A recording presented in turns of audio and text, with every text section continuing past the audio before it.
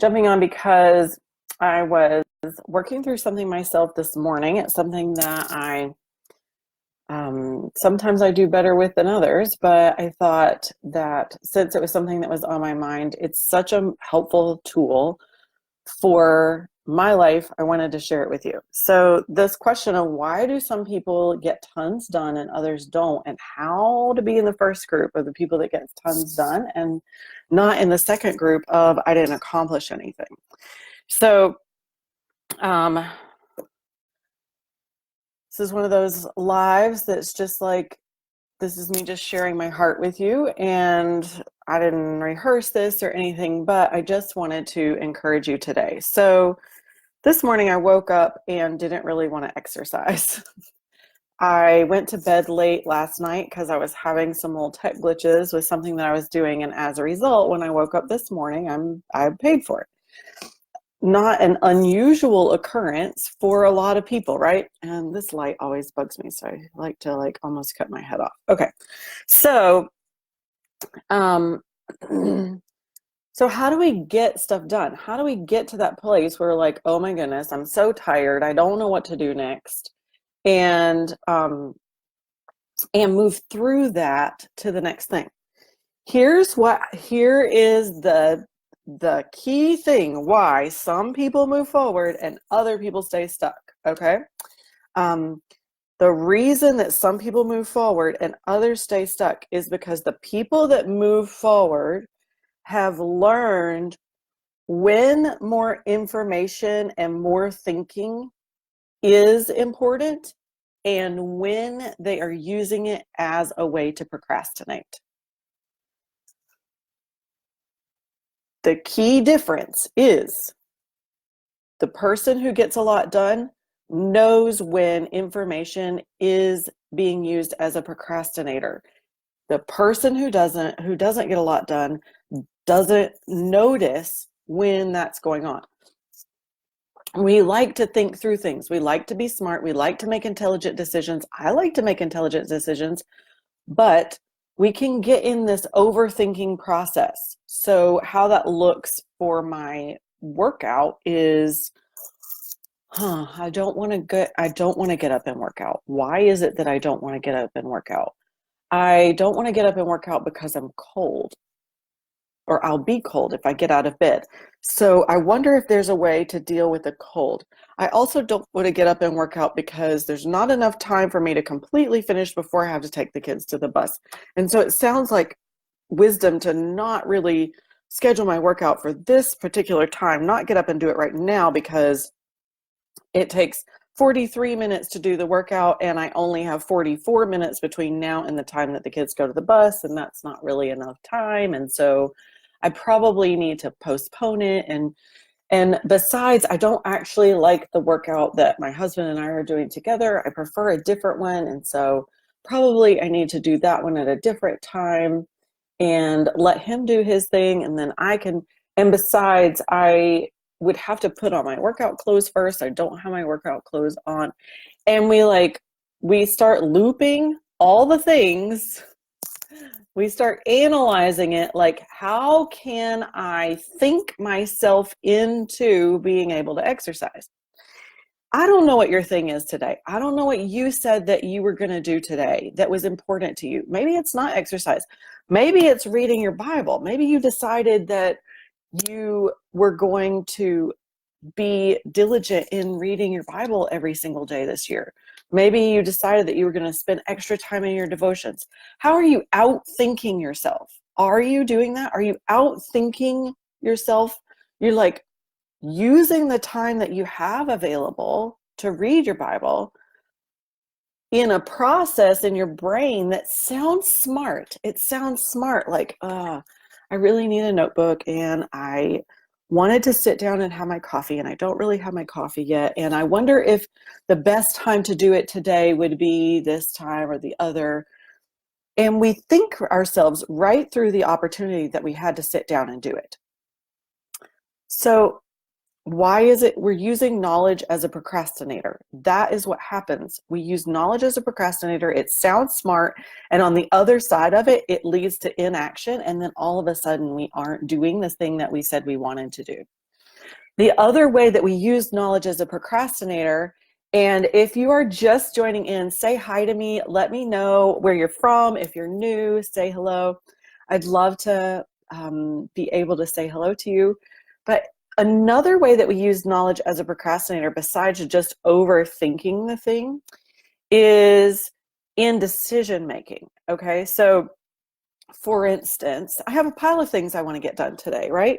I want to work out, I want to eat good breakfast, I want to get my coffee in, I want to get dressed and take a shower, like all of those personal things. And then I have plenty of work that needs to be done. I want to wash my clothes, and like there's this giant mess over here I'd like to clean up. And so there can be this tendency to stop and think, wait, okay, I need to strategize and figure out what is the thing that I should do first. What is the thing I should do first? Which things need to be, like, there's this fear that we have so much to do that we aren't going to get it all done.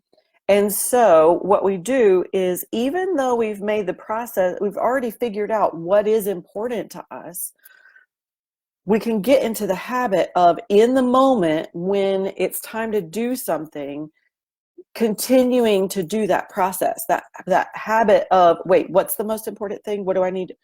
And now I'm going to think through all the things I need to do today, and not really just do a thing, right? So, case in point, this morning, I've got tons of things that I want to get done, tons of things that are on my to-do list. Does it matter whether I take my shower first or I fold my clothes first? No. What matters more is that I'm not spending the time overthinking it. I'm not spending the time doing just like trying to analyze it until it falls into a pattern. That's procrastination. So the reason why some people get tons done and others don't is because the people who get tons done know the time to prioritize and figure things out. And then after they've done that, after you've figured out the priorities, then you're done figuring out priorities and you go take action. And in that moment, you recognize, this is not the time for me to sit here and overthink this. Yes, Angie, overthinking, distracting myself, and underthinking. Yes, absolutely. Underthinking is a little bit different in that we really haven't taken that time ahead of time to get really clear and, like, wait, what is the priority? I said that it was important to me to work out and clean up my room before I started doing a bunch of business stuff.